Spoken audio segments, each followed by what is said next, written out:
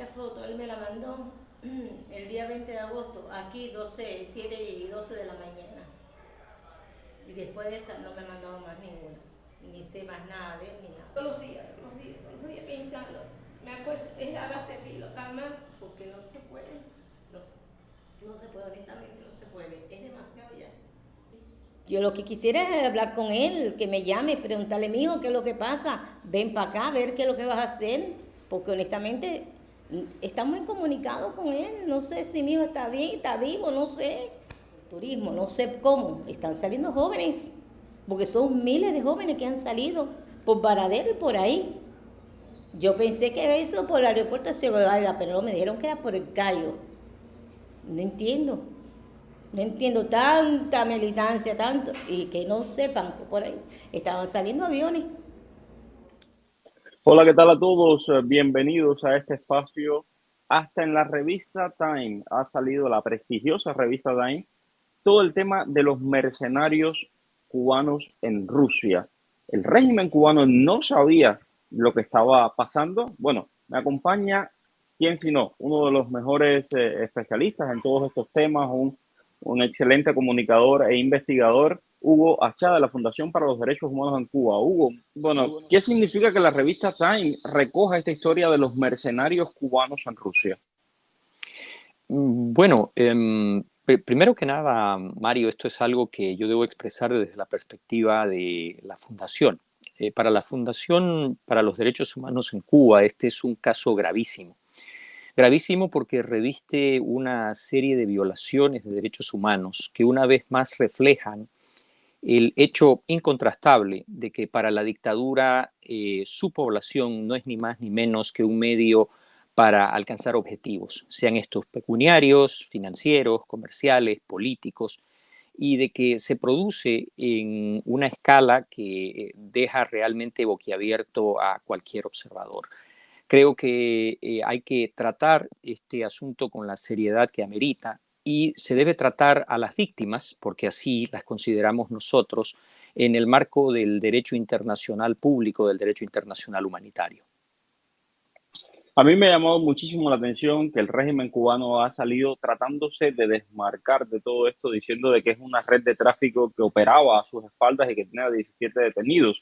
Pero en realidad nadie ha hablado de ayudar a las personas que están allí en Rusia, nadie ha ayudado nadie ha hablado de alguna manera entender qué es lo que hay detrás de esto, y incluso hay declaraciones contradictorias. El embajador cubano en Moscú dijo de que régimen no se oponía a la participación de los cubanos. Luego sale Bruno Rodríguez intentando tapar esto de manera inmediata.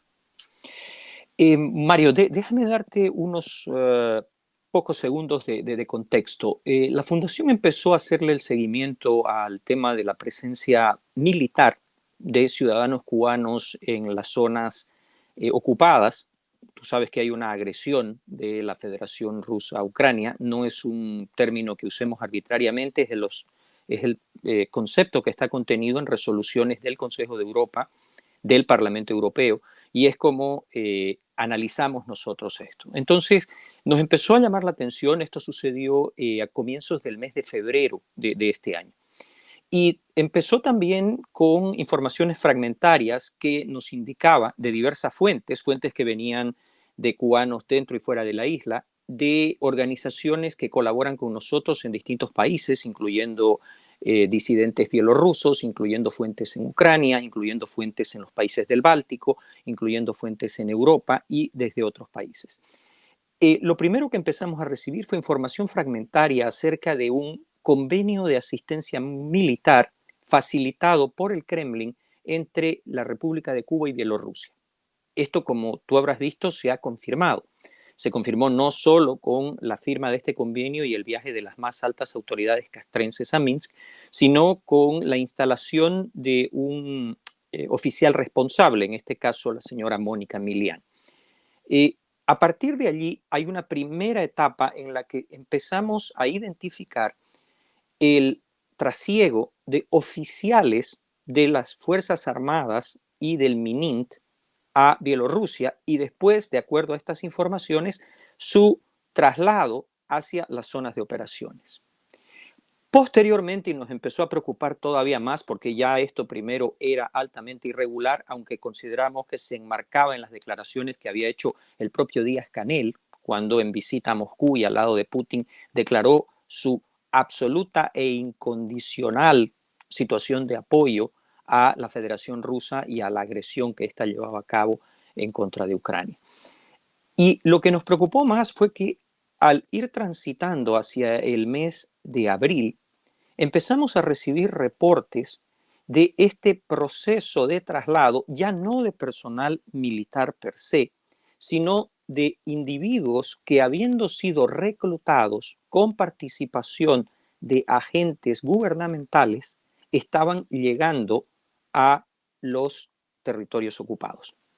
A partir de ahí, ¿qué sucede? Hay un primer momento que creo que es un parteaguas. Hay una publicación de un medio de comunicación en la región de Riazán, a donde se establece por primera vez con evidencia gráfica, con un reportero ruso. Aquí no hay ningún tipo de exposé, este es un reportero ruso que está ponderando el arribo de voluntarios. ¿Y qué llama la atención si tú te vas a esta materia, apreciado Mario? Primero, de que es un grupo.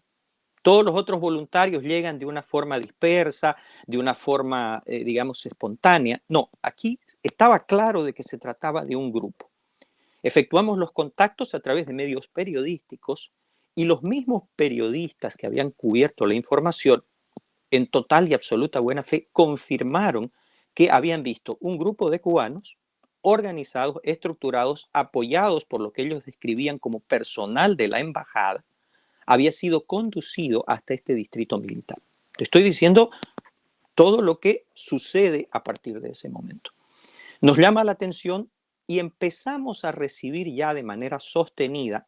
Tú sabes perfectamente, apreciado Mario, de que hace años que venimos siguiendo el tema de la cuestión de trata y tráfico de personas que realiza el régimen con las misiones médicas, con otros profesionales de todo tipo, desde la industria de los cruceros, pasando por el tema de la cuestión de profesores de diferentes niveles, catedráticos universitarios, obreros de astilleros y nuevamente el tema de los médicos. Lo que nos ha dotado de una, creo yo, apreciable red de contactos, casi te pudiera afirmar a una escala global, que nos permite hacer este seguimiento.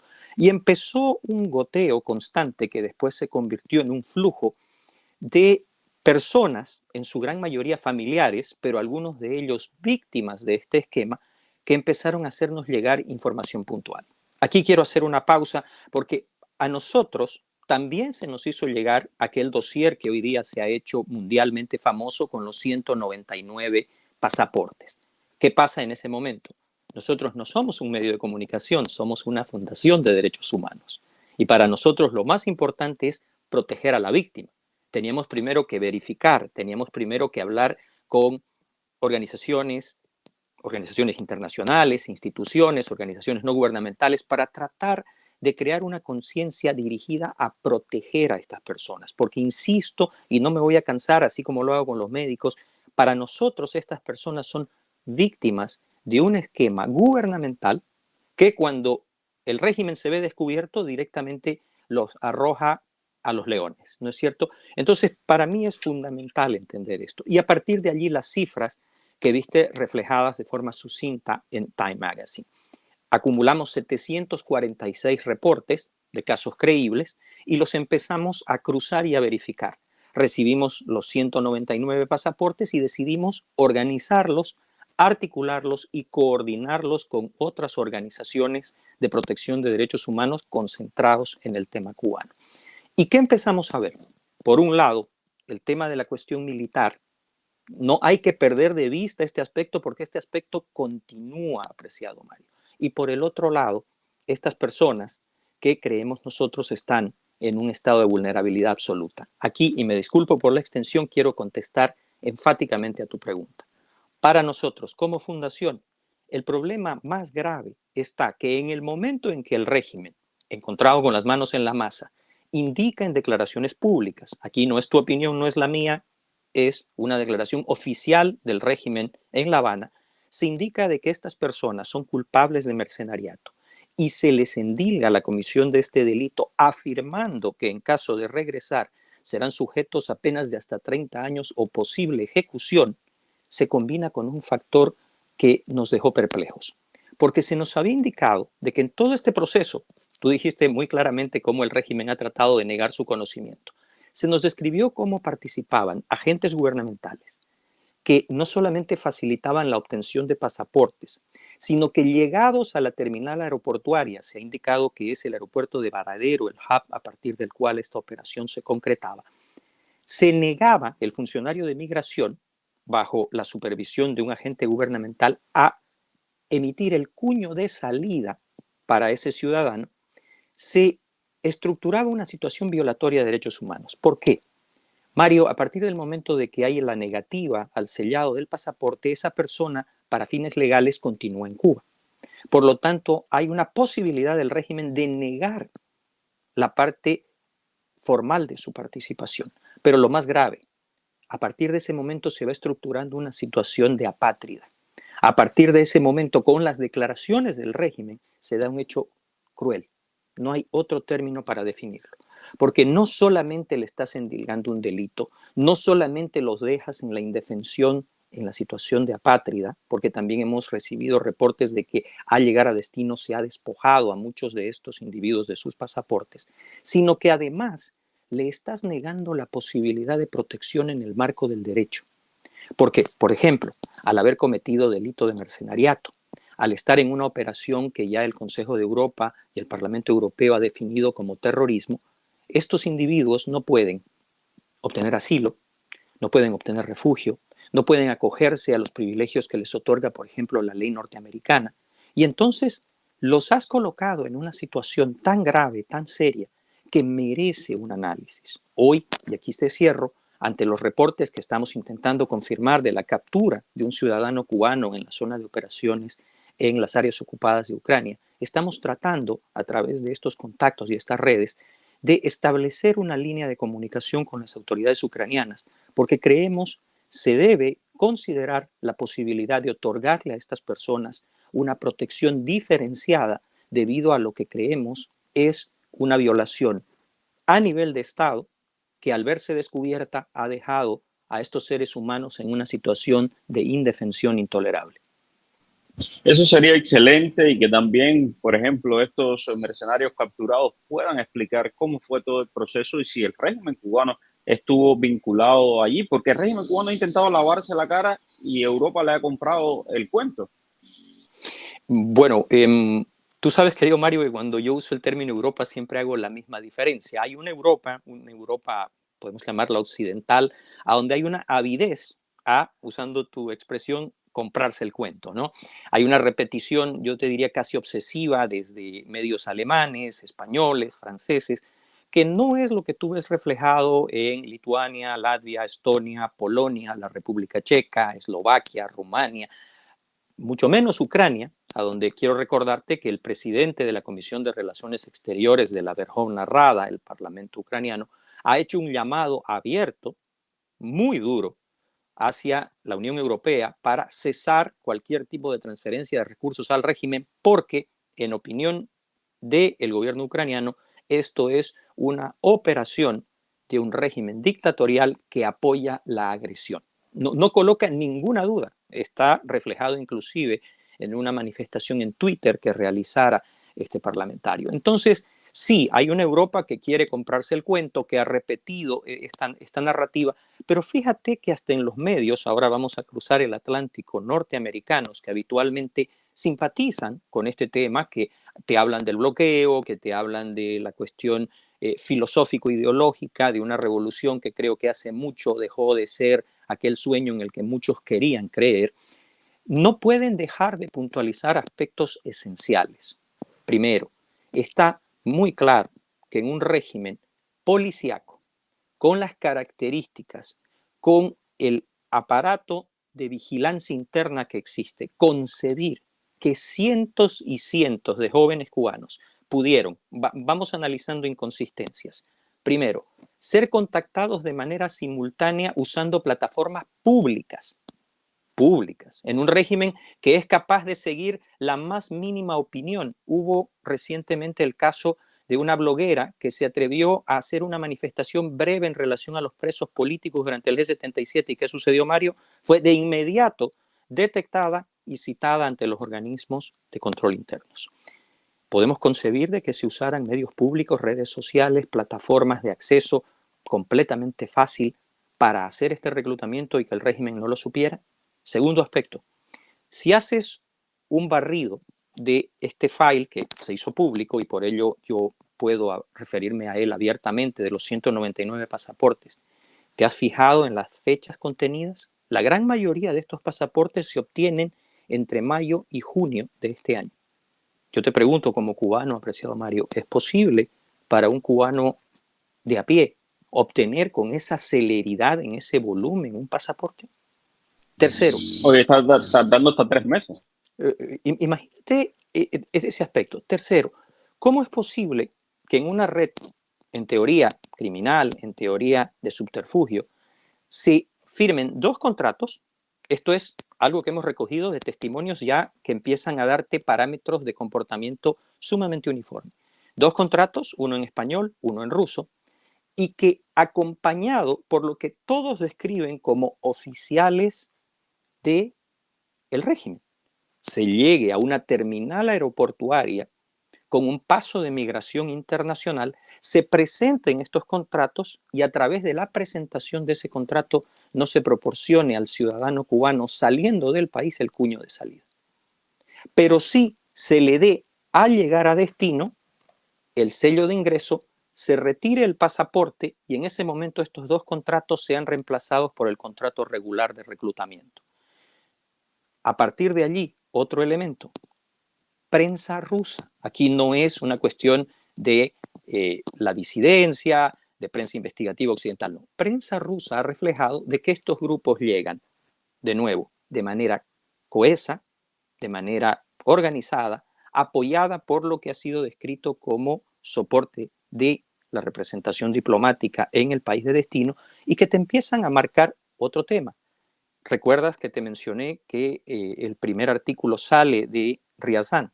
Sin embargo, los archivos que son extraídos por estos hackers ucranianos y entregados a un blogger cubano hablan de otro distrito militar, Tula. Entonces tú tienes 199 ciudadanos cubanos que claramente han sido procesados en su reclutamiento e integración en Tula y tienes a los que te reporta la propia prensa rusa que fueron incorporados a las Fuerzas Armadas de Rusia en Ryazan. Por lo tanto, creo que se va configurando lo que hemos detectado, lo que hemos denunciado, lo que hemos presentado ante diversas instancias, querido Mario, pero que nos tiene que preocupar nuevamente, con el eje fundamental en proteger a estos individuos que en nuestra concepción habrán excepciones a esta regla, pero en su mayoría son víctimas de un esquema de trata y tráfico a nivel gubernamental. El gobierno de Estados Unidos, ¿qué puede hacer al respecto? He visto muy tibia la reacción de Washington. Bueno, nuevamente, cuando hablamos del gobierno tenemos que referirnos a la administración. Está claro, y en este concepto creo que ya mucha agua ha corrido bajo el puente, ha habido siempre una intención de flexibilización hacia el régimen. Sin embargo, creo que la evidencia, una evidencia que ha sido tan contundente que ha hecho, y yo tengo que ponderar la coherencia del señor Blinken en el Trafficking in Persons Report, a reconocer de que Cuba es uno de 11 personas a escala mundial que practica la trata y tráfico de personas de forma oficial. Eso nuevamente no es mi opinión, no es tu opinión, es la expresión formal del Departamento de Estado norteamericano en su reporte de trata y tráfico de personas. ¿Qué estimamos que debe suceder en este caso? Primero, así como estamos tratando de gestionar una situación con el gobierno ucraniano, con nuestros contactos, nuestros amigos en los distintos entes de la comunidad europea, de la Unión Europea, creemos que el gobierno americano debe considerar de manera específica, así como lo hizo en algún momento con el Professionals Parole Program, recordarás este programa que permitía a médicos y profesionales cubanos acceder, de que las personas que sean efectivamente víctimas de este procedimiento, que puedan, por los medios a su alcance, probar que han sido alcanzadas por este esquema, nuevamente en nuestra opinión de naturaleza gubernamental, pudieran tener la posibilidad de acogerse a protección y poder brindarle este testimonio a los personeros del Departamento de Estado norteamericano, porque creo, y aquí me apoya la historia, apreciado Mario, de que hay antecedentes. Los hay en cuando Fidel enviaba a un precio de $1,000 por la vida de cada cubano a jóvenes a morir en Angola.